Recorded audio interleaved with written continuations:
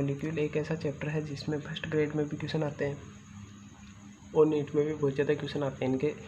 NEET में लगभग यानी नीट का पूरा सिलेबस ये ना इस पर टिका हुआ है। तो अपन देखते हैं, इनको पूरी ध्यान से पढ़ेंगे, हर एक क्वेश्चन तक पहुँचेंगे और एक भी क्वेश्चन बाहर नहीं जाएगा, ये मैं गारंटी के साथ बोलता हूँ आपको मेरे पढ़ाए हुए में से। तो देखते हैं बायोमोलिक्यूल होता क्या है बेटा। बायोमोलिक्यूल में किसकी स्टडी करते हैं, स्टडी इसमें करते हैं, देखिए प्रोटीन की करेंगे अपन, लिपिड की करेंगे, है कार्बोहाइड्रेट की है, कोलेस्ट्रॉल की है, इन सब की क्या करेंगे बेटा, स्टडी करेंगे इनमें। तो अब देखते हैं बायोमोलिक्यूल। बायोमोलिक्यूल में किस किस की अध्ययन करेंगे बेटा, इसमें अध्ययन करेंगे अपन प्रोटीन की। तो एक फ्लो चार्ट बना देता हूँ और फ्लो चार्ट से आपके भी समझने में क्या रहेगी बेटा, आसानी रहेगी, और मेरे भी समझाने में भी क्या रहेगी बेटा, आसानी रहेगी। ठीक, तो किस किस का अध्ययन करेंगे बेटा, अध्ययन कर रहे हैं अपन 4 चीज़ का। किन किन का करेंगे बेटा, प्रोटीन। फर्स्ट चीज़ अपन करेंगे प्रोटीन का अध्ययन करेंगे। उसके बाद में अपन देखते हैं कार्बोहाइड्रेट का करेंगे। किसका करेंगे बेटा, कार्बोहाइड्रेट का करेंगे, कार्बोहाइड्रेट का करेंगे। उसके बाद में अपन देखते हैं लिपिड, यानी लिपिड का मतलब होता है बेटा वसा। मैं लिख देता हूँ, लिपिड का मतलब होता है वसा। और न्यूक्लिक एसिड यानी न्यूक्लिक अम्ल, अमाइनो एसिड वगैरह का उनका अध्ययन करेंगे। क्या इनकी संरचना होती है, कैसे होते हैं, कैसे क्वेश्चन आते हैं, ये सब कुछ देखेंगे इसमें। तो प्रोटीन देखें। अब एक बात पूछूँ है ना मैं, ये जैव अणु किस में पाए जाते हैं बेटा, सभी सजीव कोशिकाओं में या ऊतकों में क्या पाए जाते हैं, जैव अणु पाए जाते हैं, जो कि एक प्रकार का क्या है, कार्बनिक पदार्थ है। ठीक है, तो अगर अपन एक बात अगर आपसे बोलूँ कि कोशिका में सर्वाधिक अकार्बनिक पदार्थ कौन सा पाया जाता है, यानी कौन सा अकार्बनिक पदार्थ, अकार्बनिक पदार्थ, कोशिका में सर्वाधिक रूप से अकार्बनिक पदार्थ कौन सा पाया जाता है, तो आपका आंसर होगा बेटा H2O। क्या होगा, H2O। कितना परसेंट पाया जाता है, एक कोशिका में इसकी मात्रा होती है बेटा 70 से 90%। 70 से 90% किसकी, H2O। H2O का मतलब होता है जल। ठीक है, तो आपके दिमाग में ये भी क्वेश्चन आ रहा होगा कि सर अकार्बनिक तो होता है कि H2O पाया जाता है, लेकिन कार्बनिक पदार्थ कौन सा होता है ये बताओगे। तो कोशिका में सर्वाधिक मात्रा में कार्बनिक पदार्थ पाया जाता है, और वो कार्बनिक पदार्थ पाया जाता है बेटा, वो पाया जाता है क्या, प्रोटीन। क्या पाई जाती है, प्रोटीन। और वो कितनी मात्रा होती है प्रोटीन की, कोशिका में इसकी मात्रा होती है 10 से 15%। देखो एक क्वेश्चन तो ये तैयार हो गया, यानी कोशिका में सर्वाधिक मात्रा में कौन सी क्या पाई जाती है, कार्बनिक पदार्थ जल, और कार्बनिक पदार्थ पाया जाता है, वो पाया जाता है बेटा प्रोटीन। ठीक है, अब देखते हैं प्रोटीन के बारे में, आज विस्तृत वर्णन करेंगे प्रोटीन के बारे में, शायद आपको दिख रहा होगा। चलो प्रोटीन के बारे में अपन जानकारी लेंगे क्या है प्रोटीन। तो प्रोटीन हमारे पास में है सेल में बेटा सर्वाधिक, यानी कोशिका में सर्वाधिक रूप से पाई जाने वाली क्या है, एक प्रकार का कार्बनिक पदार्थ कौन सा है, प्रोटीन है। यह क्या प्रकार का, सबसे विविध टाइप का पाया जाता है, सबसे विविध प्रकार का पदार्थ पाया जाता है ये। उसके बाद में ये क्या होते हैं बेटा, बड़े अणु होते हैं, और ये पॉलीमर किसकी होती है, प्रोटीन पॉलीमर होती है अमाइनो एसिड की। कौन सी पॉलीमर होती है बेटा, हेट्रोपॉलीमर होती है। क्या होती है, तो अपन ये बातें लिख लेंगे किसके में, प्रोटीन में। प्रोटीन में अगर ये बातें लिखेंगे तो क्या, सेल में सर्वाधिक, ऊपर लिखा मैंने, सेल में बेटा सर्वाधिक रूप से पाया जाने वाला, सर्वाधिक रूप से पाया जाने वाला कार्बनिक पदार्थ बेटा कौन सा है, वो है बेटा प्रोटीन। उसके बाद में देखें सबसे विविध प्रकार का पाया जाता है, कैसे पाया जाता है, इसकी संरचना में अपन देख लेते हैं, देखेंगे आगे, अभी नहीं देखेंगे, थोड़ी देर बाद में ही देखेंगे। सबसे विविध क्या प्रकार का, सबसे विविध प्रकार का क्या पाया जाता है, सबसे विविध प्रकार का कौन सा है, कार्बनिक पदार्थ कौन सा है, प्रोटीन है, कार्बनिक पदार्थ। ये बातें फैक्ट है जो क्वेश्चन में यूँ की यूँ पूछी जाती है, मेरे नोट्सों से बाहर नहीं जाएगा, लिखा हुआ है ना इनमें से। ठीक है, ये ध्यान रखना। ये क्या है बेटा, बड़े अणु हैं, क्या है, छोटे अणुओं से नहीं मिलकर नहीं बने होते। यह है बड़े अणु से मिलकर क्या होती है, बनी होती है। उसके बाद में अपन देखते हैं ये पॉलीमर किसकी है। पॉलीमर का मतलब होता है बेटा बहुलक। पॉलीमर का होता है बेटा बहुलक। तो इंग्लिश में आप बोलोगे तो इंग्लिश में भी लिख दूंगा। इंग्लिश में क्या होगा, पॉलीमर। पॉलीमर तो पॉलीमर किसका है, अमाइनो एसिड का। किसका है, अमाइनो एसिड। अमाइनो एसिड को बेटा हिंदी में बोलते हैं अमीनो अम्ल। क्या बोलते हैं, अमीनो अम्ल बोलते हैं कि नहीं बोलते हैं, अमीनो अम्ल बोलते हैं इसको। उसके बाद में ये बेटा बहुलक है किसका, पॉलीमर किसका है, अमाइनो एसिड का। कौन किस टाइप का है, तो ये बेटा हेट्रो बहुलक है, यानी हेट्रोपॉलीमर है। हेट्रोपॉलीमर को बोलते हैं अपन हिंदी में बोलते हैं विषम बहुलक। क्या बोलते हैं बेटा, विषम बहुलक, यानी मतलब हेट्रोपॉलीमर। पॉलीमर। ये अपन प्रोटीन के बारे में कुछ देखा। प्रोटीन क्या है बेटा, प्रोटीन क्या है, एक कार्बनिक पदार्थ कौन सा है, कोशिका में पाया जाता है, वो है जल कार्बनिक पदार्थ बेटा प्रोटीन होती है। प्रोटीन क्या है, सर्वाधिक रूप में पाया जाने वाला पदार्थ है कोशिका में, और सबसे विविध प्रकार का क्या है, कार्बनिक पदार्थ। बड़े अणु होते हैं, बहुलक है, किसका है, अमाइनो एसिड का बहुलक है। और विषम बहुलक है, अमाइनो एसिड का कौन सा बहुलक है बेटा, विषम बहुलक है। और विषम भी यानी इंग्लिश में बोलते हैं हेट्रोपॉलीमर।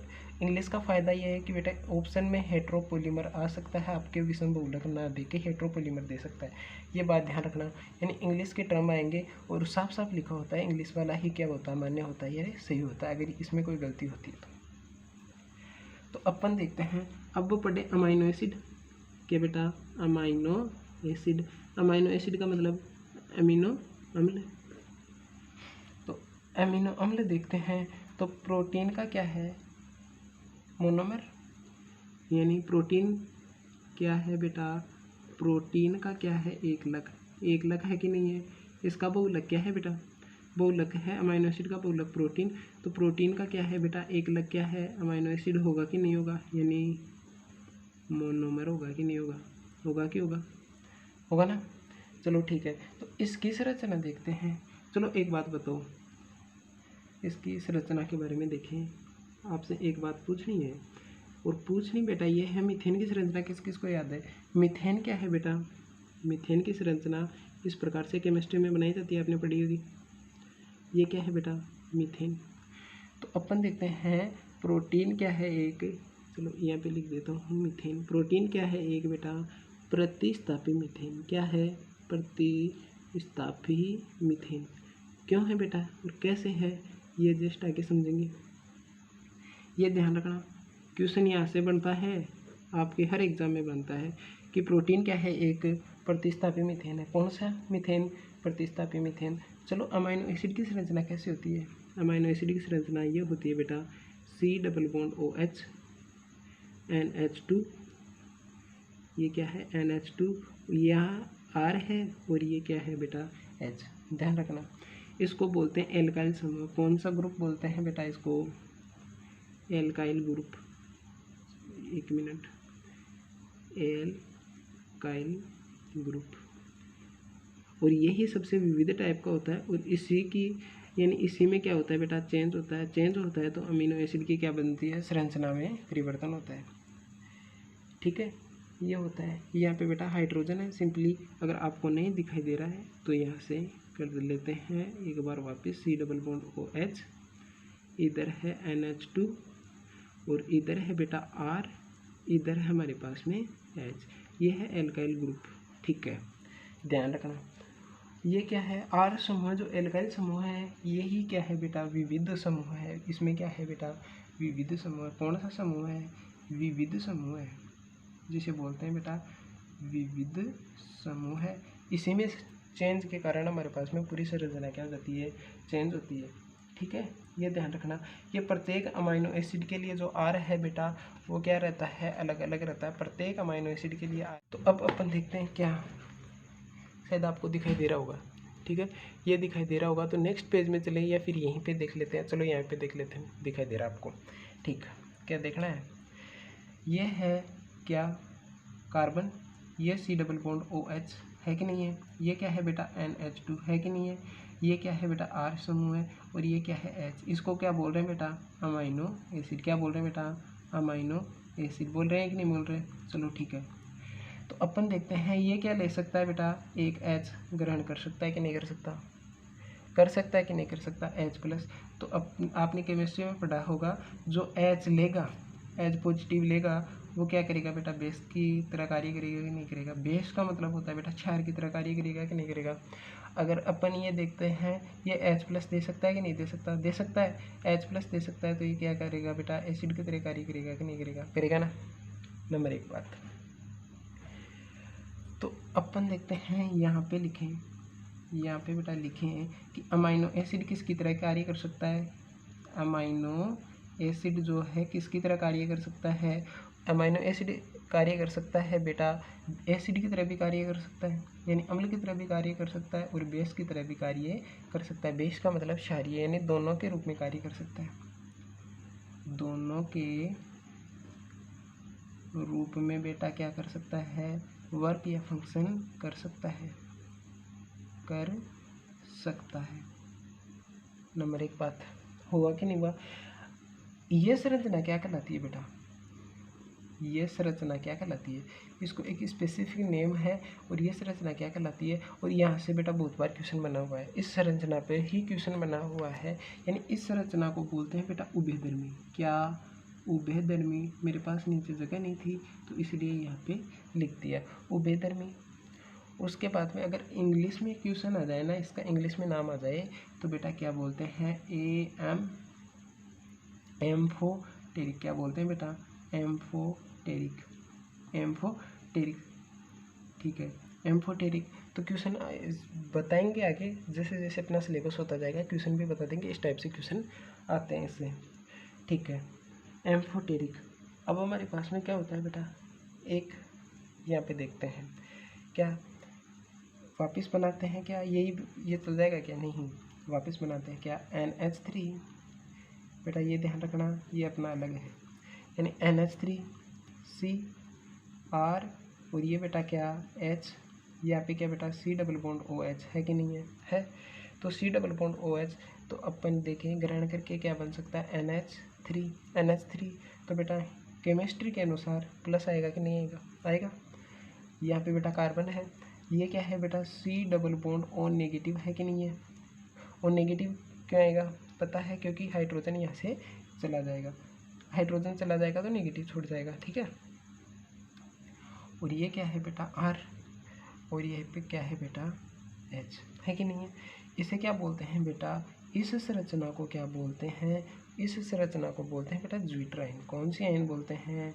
कौन सा आयन बोलते हैं? इसे बोलते हैं बेटा ज्विटर आयन। क्या बोलते हैं बेटा? इसे ज्विटर आयन बोलते हैं। जिस पर आपको दिख रहा होगा यहाँ पे प्लस है, यहाँ पे माइनस है, तो इसका नेट चार्ज क्या होता है बेटा? चार्ज का मतलब होता है आवेश, और नेट चार्ज क्या होता है बेटा? शून्य होता है। इसका क्या होता है? शून्य होता है।